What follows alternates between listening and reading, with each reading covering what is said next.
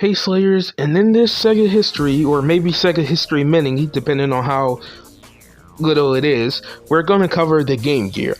So I know, everyone's waiting for the long-awaited Saturn. It's coming, don't worry, it's the next episode, I promise. Next is Saturn, I promise you. But for now, let's get right in. Development. In April 1989, Nintendo, then the biggest video game force in Japan by some margin, released a handheld system, the Game Boy, a natural evolution from the older Game & Watch series, of portables. While being influenced by the hugely successful Famicom console, the Game Boy went on to sell 300,000 units in 2 weeks. Sega Game Gear is thought to have had a humble origin to give Nintendo's new system some competition. Codenamed Project Mercury, the Game Gear was seemingly designed to address the two major concerns with Nintendo's handheld: the Game Boy's awkward vertical orientated shape and its murky screen, capable only of 4 shades of green/yellow. It was originally announced at Tokyo Toy Show 1990 on the 7th June 1990. The Game Gear was first released in Japan on October 6, 1990, with the launch titles Columns, bundled with the unit Super Monaco GP, and Pengo. 40,000 units were sold in Japan in its first 2 days of sale, and 90,000 within 30 days, with back orders exceeding 600,000 units. Despite its strong launch, Japanese consumers are thought not to have been too interested in the handheld, and early units suffered from several hardware faults. By the time of the second wave of Game Boy games materialized, prompted by the hugely successful release of Pocket Monsters in early 1996, the Game Gear was in a distant second, though limited software support continued until the release of the G-Sonic in December of that year. Despite strong support for the PC Engine in the region, the PC Engine GT, a handheld version of aforementioned console, is not thought to have performed admirably and would have likely trailed in third place. 1.25 million Game Gears are thought to have been sold in Japan by the 20th March 1994. Japan was the only region to receive colored systems, with one exception. Initial units were black, much like the rest of the world, but later yellow, blue, red, and white units were released, as well as several special versions tied to game releases. North America saw a staggered launch for the Game Gear across April 1991, making it difficult to pinpoint an exact launch date. Sega of America organized a staged event on the 5th of April, in which, keep in mind, the 5th of April is 2 days before my birthday. I was born April 7th. In which a helicopter, supposedly carrying the first batch of Game Gear consoles and software, arrived on the docked USS Intrepid aircraft carrier, the home of the Intrepid Sea, Air, and Space Museum. If I'm saying that wrong, I'm sorry. In New York. On board were 600 avid Sega fans, kids which had been mobilized by the likes of a local radio station, Z100, specifically for the event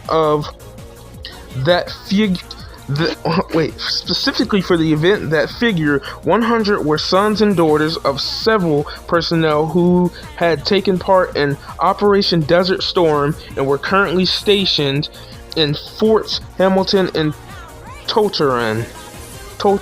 I don't know how to say these. The guests were invited to jump into 3 swimming pools filled with 10,000 brightly colored foam balls, 60 of which were specially marked, and would win whoever found them a Game Gear console and games. Sega supposedly had plans to roll out similar events across country, though it is not known if this actually happened. On the 15th of April, Sega launched the Game Gear in the test markets of New York and Los Angeles, before a nationwide rollout began on the 26th. Sega of America immediately went on the offensive, attacking the Game Boy at almost every opportunity for its limited color palette, with assuming and bizarre TV sports This continued throughout the first half of the 1990s, despite again trailing in second place, even poking fun at the existence of the colored Game Boy console lineup of 1995. Those with colored shells, not with colored screens.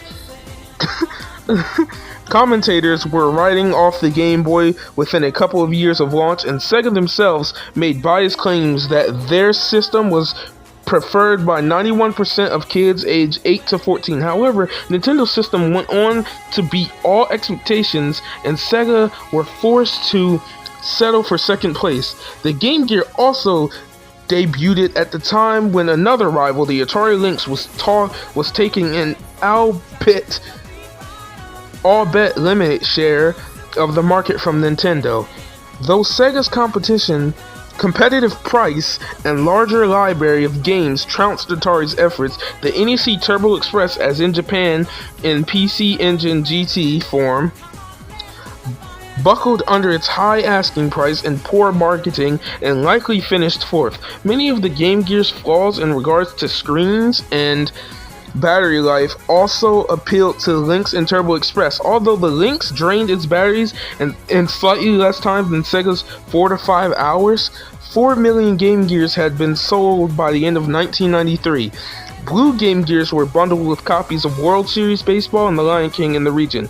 They are considerably rarer than the black models and a darker shade than the Japanese blue models. During the first half of 1998, the Game Gear is said to have held 8% of the handheld console market share versus the Game Boy's 92%. Wow. Majesco, who were given the rights to distribute older Sega consoles, re-released the Game Gear in February 1999 at an asking price of $29.95. Games being priced at $9.95. That's actually super good. These Game Gears have lightly improved specifications, including a better screen and a longer battery life, but can run the entirety of the older black catalog. Majesco Game Gears can be identified by their non-colored logos and purple start buttons. They are incompatible with the TV tuner. Well, I mean, the TV tuner really doesn't even. In December 1990, Virgin announced an official. Oh wait, this is Europe, by the way. In December 1990, Virgin announced an official release for the middle of 1991. During 1991, 520,000 Game Gears were sold across Europe, with 130,000 of those being sold in the United Kingdom, more than the 100,000 prediction back in the summer. Though a reasonably popular handheld in Europe, the Game Gear again played second best to the Game Boy, making it the first Sega console in that region to make less money than Nintendo. Sega of Europe curiously put a greater emphasis on the Game Gear's TV tuner, building it with consoles and using it as a marketing tactic against the system's only rival. However, the Game Gear struggled for similar reasons as it had in North America: poor battery life, awkward design choices, and a smaller library of games. Game Gear was also released in post-communist countries, yes, but it was not popular because of the cheaper and more assembled Game Boy. It's also released in post-communist countries. Soviet Union. Ignore that. Australia. Wow, they literally just have one line of text for Australia. 45,000 Game Gears had been sold in Australia by late 1994. South Korea and Asia.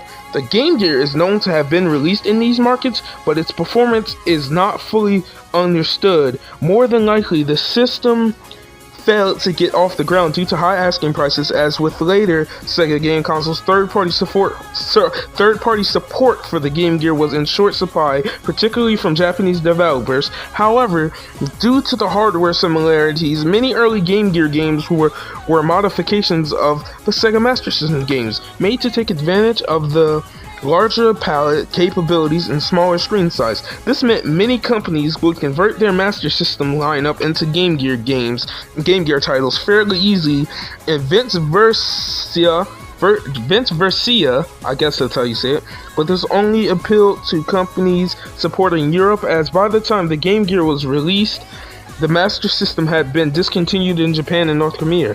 In North America. I almost said North Korea. Game Gear was released in Africa, but lost with the cheaper Game Boy in devices such as Brit Game 99,9901. I don't know how to say that. That's probably a lie anyway. Typically, one can assume the Game Gear always stood in a distant second place when compared to the Game Boy, but this does not seem to be entirely true for many regions of the world, with Sega even claiming a 51% share of the handheld marketing by early 1995. However, despite an extensively aggressive Western marketing strategy, for much of the early 90s, the system's presumed lukewarm acceptance in Japan led to Sega prioritizing their Sega Mega Drive, Sega 32X, and Sega Saturn consoles. While the Game Boy became more portable, streamlining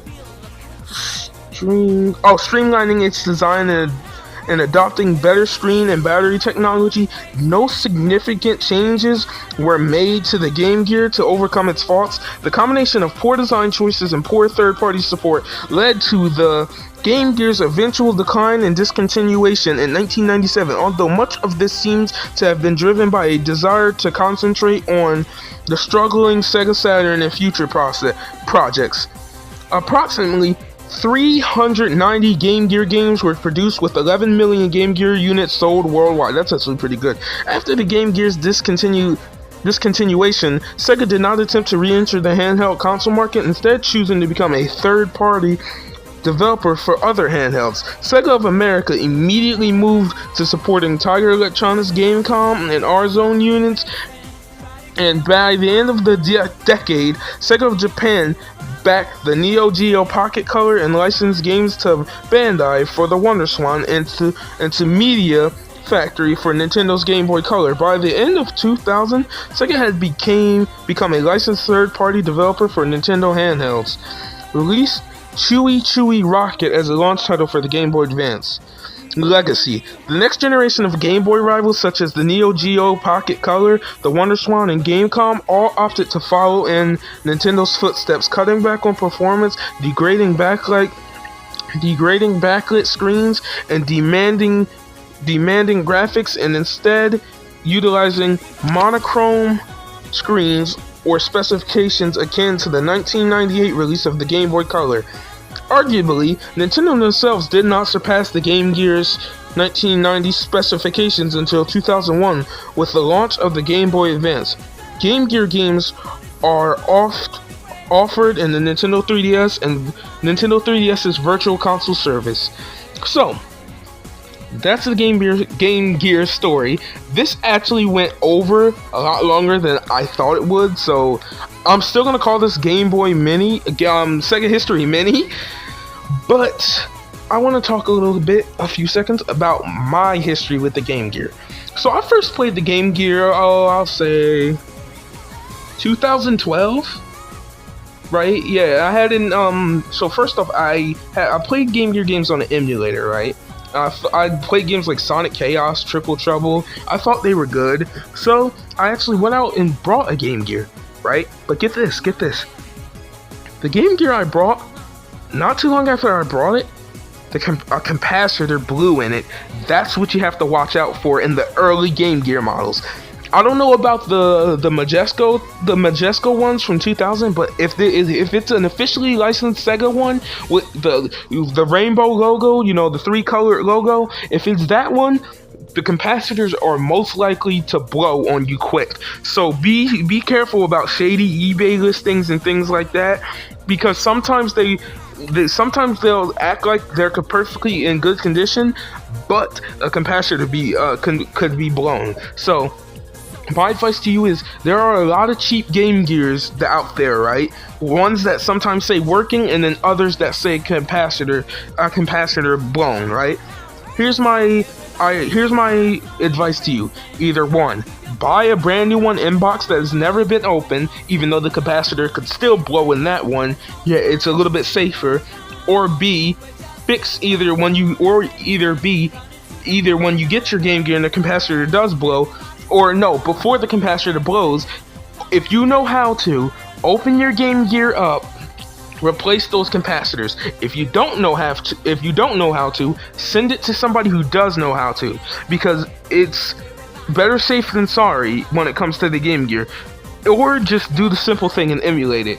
It's not like Sega really cares anymore anyway, although I will tell you, Game Gear games are still sold in the 3DS eShop Virtual Console today. So if you want to get those, you always can, but that's a limited selection, and if you want an original one, either find a Majesco one, because I don't know if the capacitor blows, if they can get a new in-box one, or as soon as you buy one, get the capacitors replaced any way you can do it, as soon as you can.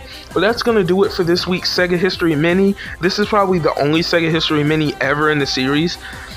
Join me next week as we finally, and I mean finally, move on to my favorite system of all time, my favorite console of all time, the Sega Saturn. Until then, see you, Slayers.